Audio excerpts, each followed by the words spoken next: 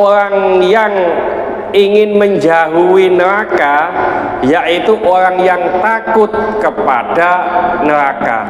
Ono wong wedi macan, lho ngono ku tambah nyedek macan, cewaplok Pak, cewaka.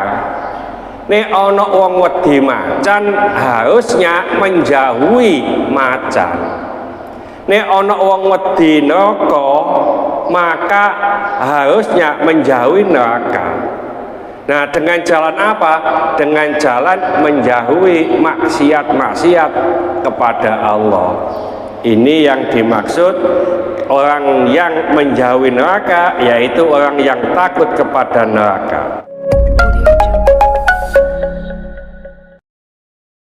Assalamualaikum warahmatullahi wabarakatuh.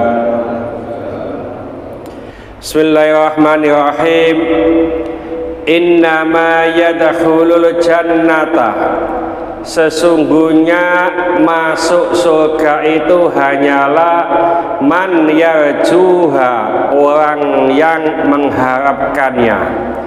Wa innama yujannabun nar, dan sesungguhnya orang yang menjauhi neraka itu adalah man yakhafuha, orang yang takut kepada neraka.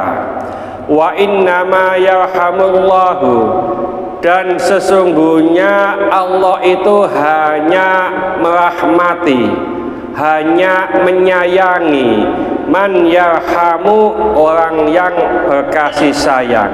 Rawahu Syaikhani an Ibnu Umar, diriwayatkan oleh Bukhari Muslim dari Ibnu Umar. Ini ada 3 hal.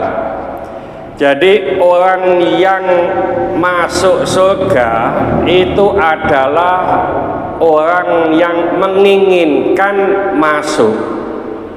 Ada riwayat lain bahwasanya semua orang itu ingin masuk surga kecuali yang tidak mau.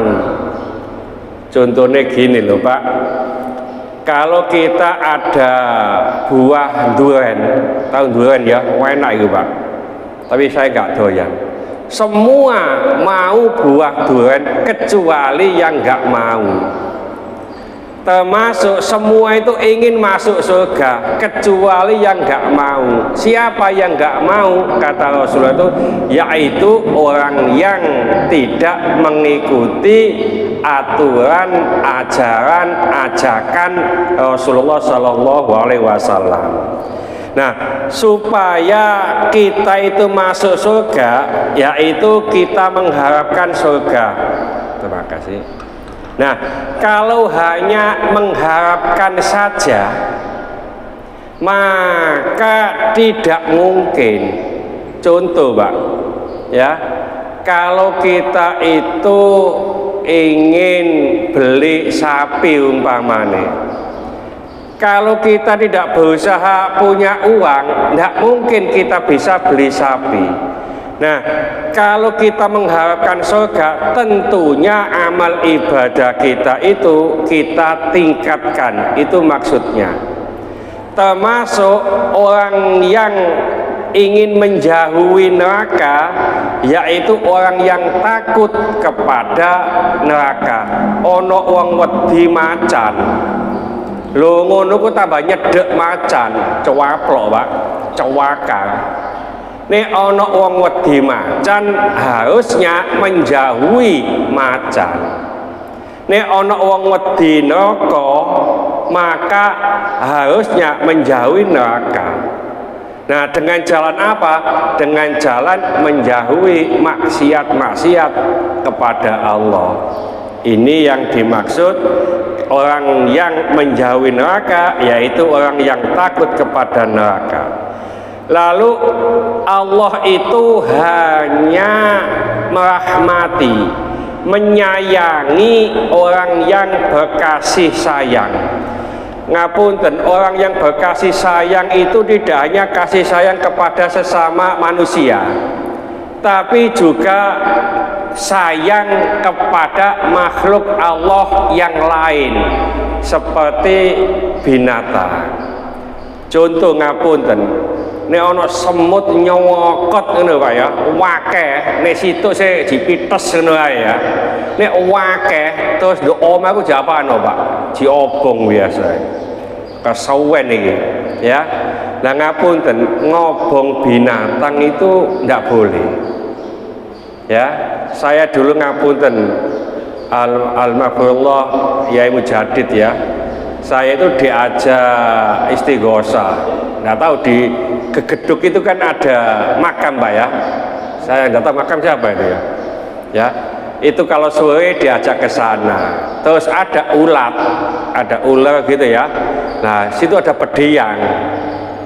Lalu tak lebokno ngono wae. Saya dimarahi. Gak oleh ya.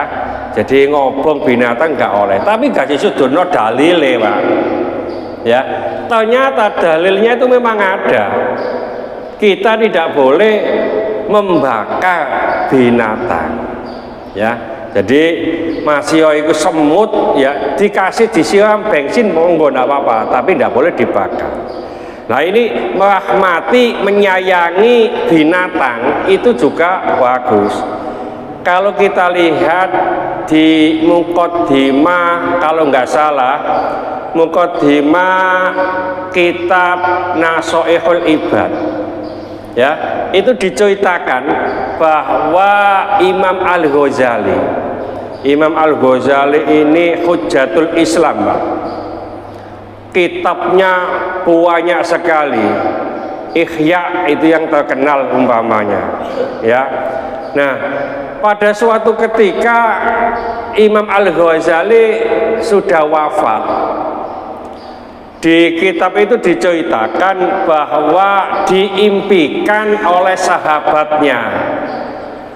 Nah, saat mimpi sahabatnya ini, Imam Al-Ghazali ini pakaiannya bagus, mendapatkan kenikmatan dari Allah dengan baik. Ditanya oleh sahabatnya, Imam Al-Ghazali, kamu kok pakaiannya bagus, kok dapat kenikmatan dari Allah? Apakah karena ilmumu? Apakah karena banyak kitab yang kamu tulis? Apa jawab Imam Al-Ghazali? Enggak, itu semuanya tidak menjadikan saya jadi begini. Lalu apa yang menjadikan kamu begini ini? Imam Al-Ghazali menceritakan, pada saat saya menulis kitab, lalu ada lalat yang hinggap di tinta saya karena pengen minum Pak. Dibiarkan saja sampai lalat itu kenyang. Setelah kenyang, lalat itu terbang. Itulah yang mengakibatkan amal ibadah Imam Al-Ghazali diterima oleh Allah. Dengan jalan apa? Dengan jalan menyayangi lalat begitu Pak. Jadi nanti nih sampai nulis kitab Pak, nulis kitab atau nulis apa ya, ono lalat ya, itu dibiarkan saja ya. Ini ada hadis begini Pak, umpamanya kita itu minum gini, terus ada lalat masuk ke minuman ini ya. Nah bagaimana kalau orang yang nggak paham, minumannya dibuang semuanya? Padahal dalam hadis sahih disebutkan kalau ada lalat masuk ke minuman ini sampai celup nawai, lalat itu celup masuk semuanya. Setelah itu lalatnya dibuang, bisa diminum. Ya, minumnya begini, pakai bismillah Pak. Bismillahirrahmanirrahim. Pakai bismillah gitu. Soalnya watu-watu soalnya. Ya. Nah, ini tidak mengakibatkan mudarat. Saya pernah makan di warung gitu ya. Saat es teh saya itu masuk lalat hijau Pak, tak cemplung, tak buang. Saya minum, itu yang marah yang jual. Pak, jangan diminum Pak, jangan diminum Pak, saya ganti, nggak usah bayar Pak. Nggak apa-apa Bu, saya ingin mengamalkan hadis. Yang penting gak sombong, Pak. Hadisnya begini, pokoknya anak lalat masuk minuman, celup dibuang lalatnya masih hidup, terbang, kita minum, insya Allah tidak masalah. Ya, itu Imam Ghazali nyayangi binatang. Ada lagi juga di kitab Nasoihul Ibad kalau nggak salah, namanya As-Sibli. As-Sibli itu daerah, Pak, tempat. Ya, nah aslinya Abu Bakar. Diimpikan juga oleh sahabatnya Abu Bakar ini. Ternyata Abu Bakar ini juga mendapatkan kenikmatan. Lalu ditanya, Abu Bakar, apakah kamu mendapatkan kenikmatan ini dari Allah? Bagaimana ceritanya? Nah, Abu Bakar atau As-Sibli ini cerita, saat saya meninggal, lalu dipanggil oleh Allah, hei Abu Bakar, nggih ya Allah, apa yang menyebabkan kamu saya ampuni dosa-dosamu? Ini pertanyaan Allah, Pak. Abu Bakar itu kan, atau As-Sibli ini ibadahnya sangat jos, Pak. Ya, sampai diimpikan oleh Allah, oleh teman-temannya, oleh ulama yang lain, keningnya ini apa, jidatnya ini dicium oleh Rasulullah. Ya, nah As-Sibli atau Abu Bakar mengatakan, mungkin karena saya berangkat haji berkali-kali ya Allah. Lah, tidak. Mungkin karena guru saya sangat banyak, karena saya sering belajar kemana-mana. Tidak. Mungkin jenengan ampuni saya karena ibadah saya tiap malam sholat tahajud, sholat hajat. Tidak. Dari As-Sibli, nggih mboten semaaf ya Allah. Nopo ya Allah?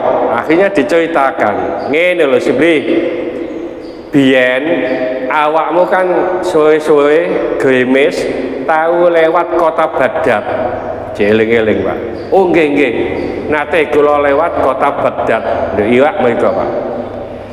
Terus pas awakmu ndelok ana anake kucing kademen. Oh nggih, ada anaknya kucing yang kedinginan. Lalu kamu masukkan jubah supaya hangat. Oh nggih, anake kucing kademen talbono jubah tak gawa mule. Nah, itulah salah satu penyebab kamu saya ampuni. Nah, oleh karena itu ngapunten Mas Fauji, bae pas udan-udan mulai nggawa sepeda motor, kok ana cewek kademen. Cewek kucing maksudnya, ini orang cewek kademen ya dosa ya, ono kucing kademen sampean gawa mule ya. Jadi ini kasih sayang tidak hanya kepada manusia, sampai-sampai diceritakan dalam hadis sahih ini yang terkenal, ngapunten WTS terlalu kasar nggih WTS ya, tak halus noman begenggek teman-teman ya. Nah, ada WTS itu loh memberi minum anjing, itu saja diampuni oleh Allah, dikasih rahmat oleh Allah, masuk surga, Pak. Jadi ini ibu-ibu kepengin masuk surga dadi WTS ngekei ngombe anjing. Yo gak iso nek ngono ku. Nggih. Ngapunten. Ada pernyataan dari ketua atau pimpinan MTA, Pak. MTA itu Majelis Tafsir Al-Quran, pusatnya di Solo sana. Pimpinannya namanya Ustadz Sukino, Ahmad Sukino. Ini ditulis A Sukino, jadi A Sukino ya. Beliau itu kalau menafsirkan Al-Quran pokoknya tekstual, nek gak ono ya gak, nek ono iya. Sampai beliau itu mengatakan begini, berfatwa, anjing itu tidak haram dimakan karena di Al-Quran tidak ada. Yang haram dimakan itu khinzir, babi. Ya, itu fatwa dari beliau. Jadi anjing itu halal Pak menurut beliau. Karena apa? Di Al-Quran juga tidak ada. Lho ngono ku saking gregetane Pak. Yai Marzuki Mustamal itu juga ngomong, lho nek ngono padha wae mangan jasate Sukino iku ya gak haram, soalnya di Quran ya gak ono. Ayo disembelih Sukino itu gak usah disembelih cakot wae ya. Jadi tidak ada di Quran berarti tidak ada ya. Maka dijawab oleh Yai Marzuki Mustama ya, Sukino itu yo halal dimakan, soalnya di Quran ya gak ono ya.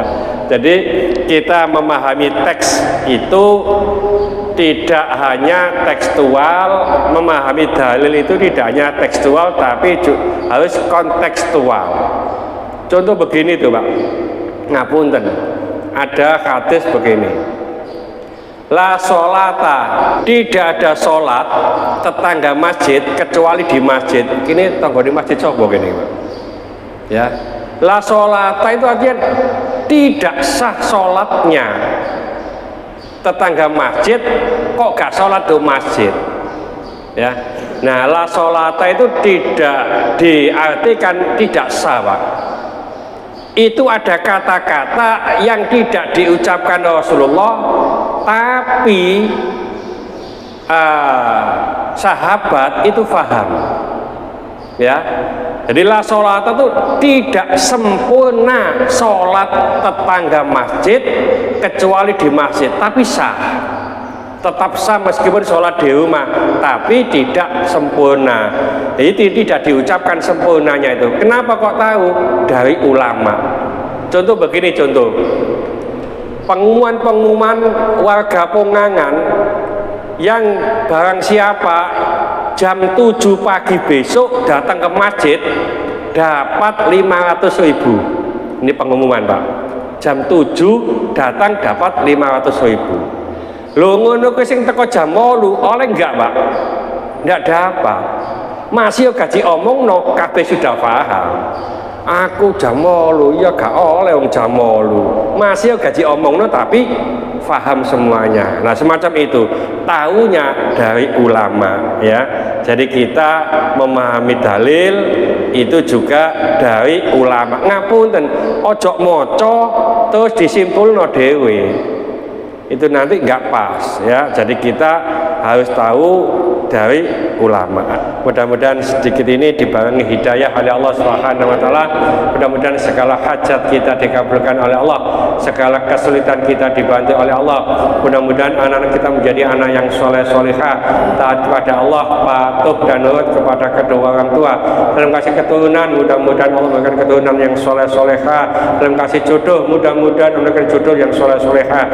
Mudah-mudahan di antara kita, keluarga kita, handetolan kita, tetangga-tetangga kita yang saat ini sedang sakit baik di rumah sakit maupun di kediaman, mudah-mudahan Allah cepat mengangkat penyakitnya, menyembuhkan penyakitnya, dan mudah-mudahan Allah dengan sakit ini memberikan kesabaran kepada yang sakit, dan dengan kesabaran ini mudah-mudahan Allah mengangkat seluruh dosa-dosanya, dan mudah-mudahan Allah mengampuni dosa-dosanya orang yang mendolimi kita. Kaput masih sakit ini ya. Ya kita doakan ini juga jamaah kita aktif, mudah-mudahan Kak yang sedang sakit diangkat penyakitnya oleh Allah, diberi kesabaran, dan mudah-mudahan dosa-dosa beliau diangkat oleh Allah. Al-Fatihah.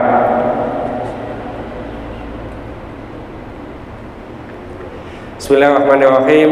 Wal asri innal insana lafi khusrin illa alladziina amanu wa 'amilus solihati wa tawassaw bil haqqi wa tawassaw bis sabr.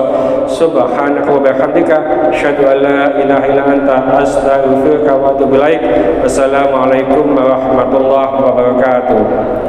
Allahumma sholli ala sayyidina Muhammad